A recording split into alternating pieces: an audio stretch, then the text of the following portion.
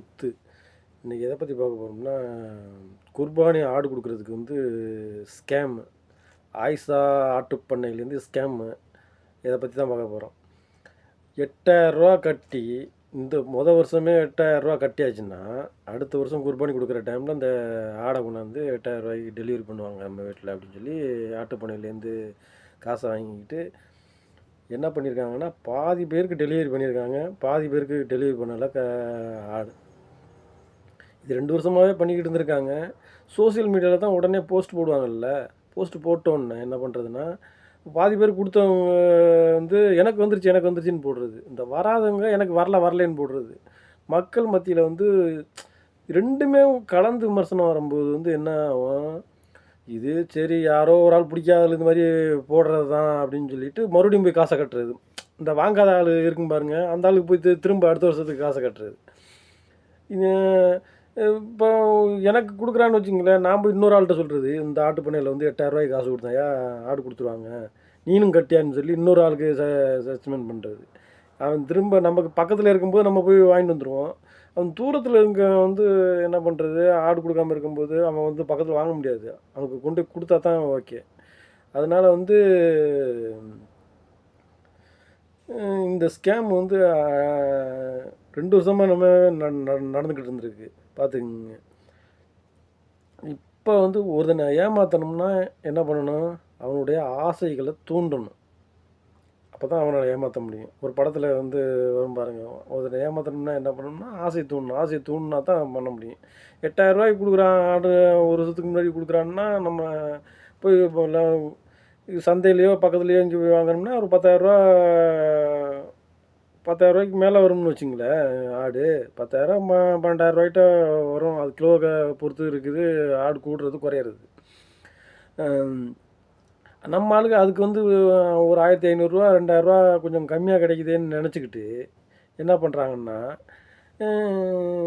சரி இதில் போய் கட்டி வாங்கிடுவோம் அப்படிங்கிறது நினைக்கிறாங்க. அவன் ஆடை கொடுக்காம இந்த 8,000 கொண்டு போயிட்டானே பண்ணையை டக்குன்னு நிறையா பேர் சேர்ந்தோன்னே இழுத்து மூடிட்டு போயிட்டானே என்ன பண்ணுவீங்க? மக்கள் சிந்திக்கிறதே இல்லை. 8,000 குதுன்றானே, நமக்கு ஆடை கொண்டாந்து தருவானா மாட்டானான்னு. ஒரு சேனலில் நான் 8,000 கட்டினேன், எல்லாம் என் பக்கத்தில் இருக்கிறவங்களாம் பூரா கொண்டாந்து கொடுத்துட்டாங்க, எனக்கு கொடுக்கல. ஆமாம், எனக்கு மட்டும் இல்லை, என்னோட சேர்ந்து ஒரு குறிப்பிட்ட ஆளுகளுக்கும் கொடுக்கல அவங்க. நான் நம்பர் எனக்கு கிடைக்கல, நான் அங்கே அடித்து பார்க்குறேன். அதாவது பக்ரீத்துக்கு முதல் நாள் நைட்டு வரைக்கும் அவங்க அடித்து ரொம்ப கஷ்டப்பட்டு மறுபடியும் அந்த ஆட்டை வாங்கியிருக்காங்க. அவங்க சொன்னது வந்து, நான் வந்து இதில் இருக்கேன், சோசியல் மீடியாவில் இருக்கேன், ஆமாம் உங்கள் ஆட்டு பண்ணையை போட்டு கிழிச்சிருவேன், நீங்கள் எங்கே ஆட்டு பண்ணை இனிமேல் வைக்கவே முடியாது அப்படின்னு சொல்லி பயங்கரமாக சொன்னதுனால அவன் ஆட்டை திரும்ப கொண்டாந்து கொடுத்துருந்துருக்கானுங்க பார்த்துக்குங்க. அது மாதிரி மக்கள் ஏமாற தயாராக இருக்க வரைக்கும் வந்து ஏமாத்துறவன் புதுசாக ரூட்டை கண்டுபிடிச்சி ஏமாத்துறதுக்கு ரெடி ஆகிட்டே இருப்பான். மக்கள் அதில் நான் ஏமாறுறதுக்கு ரெடியாக இருக்கேன், நீங்கள் ஏமாத்துறதுக்கு தயாராக இருக்குங்கன்னு ரெடியாக இருக்கக்கூடாது. ஆமாம், எப்படி இவ்வளோ கம்மியாக வந்து கொடுக்க முடியும்?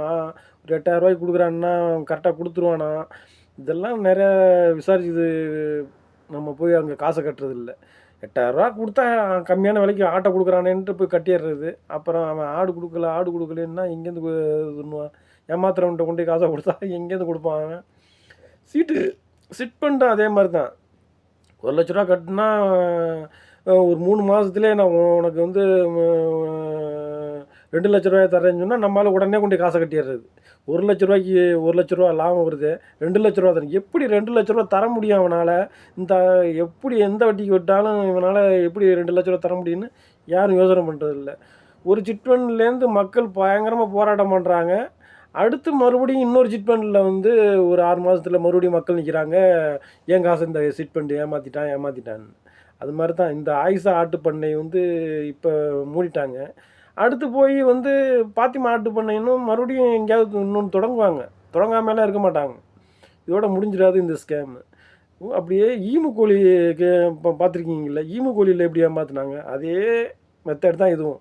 இது கொஞ்சம் டிஃப்ரெண்ட்டாக குர்பானிக்கு ஆடு தரேன்னு சொல்லி கொண்டு வராங்க. அது ஆட்டு பண்ணை உங்களுக்கு ரெடி பண்ணி தரேன்னு சொல்லி ஏமாற்றினாங்க. அவ்வளோதான் வித்தியாசம்.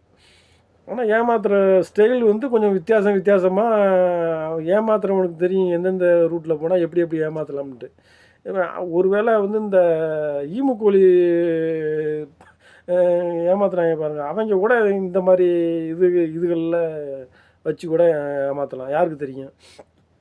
ஏமாத்துற ஏமாற ஏமாறத்துக்கு ரெடியாக இருக்கிற வரைக்கும் ஏமாத்துறவங்களும் இருந்துகிட்டே தான் இருப்பாங்க. மக்கள் விழிப்புணர்வுடன் இருங்க. சிட் ஃபண்ட்லையா இருந்தாலும் சரி, இந்த மாதிரி ஆட்டு பண்ணையில் கொண்டு போய் காசை போடுறதா இருந்தாலும் சரி, மக்கள் விழிப்புணர்வோடு இருந்தால் தான் நடக்கும். இல்லைன்னா காசு போச்சுன்னா எவன்ட்டையும் போய் எங்கே போய் கெஞ்சியும் எங்கேயும் வந்து போய் கொண்டு வந்துட முடியாது. உங்களுக்கு அவசர தேவைக்கும் கிடைக்காது அது. அதனால் சிட் ஃபண்ட்லேயும் கொண்டு போய் போடும்போது சிட் ஃபண்ட்லேயே போடாதீங்க ஃபஸ்ட்டு, எனக்கு தெரிஞ்சுது. ஆமாம், பேங்க்கில் கொண்டு போய் கொடுத்து முடிஞ்ச அளவுக்கு அதுலேருந்து வர்ற வட்டிகளை எதுவும் நம்ம கரெக்டான இதாக இருக்குதா, கரெக்டான பிளானில் கொண்டு போய் போடுங்க. சிட் ஃபண்ட்லேயே கொண்டு போய் போட்டு மக்கள் வந்து இப்போ எங்கே பார்த்தாலும் சிட் ஃபண்ட் மூடிக்கிட்டே தான் இருக்கான்.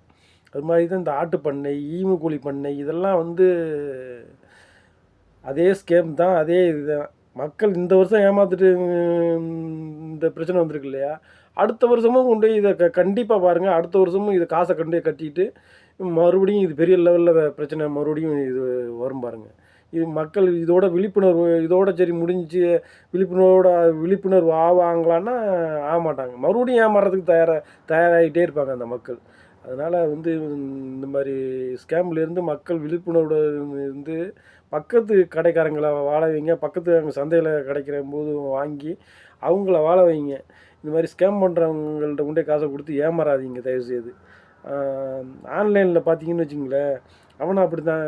நம்ம ஆர்டர் பண்ணது ஒன்றா இருக்கும், அவன் கொண்டாந்து டெலிவரி பண்ணுறது ஒன்றா இருக்கும். பக்கத்து கடைக்காரன்ட்ட போய் நம்ம வாங்க மாட்டோம்.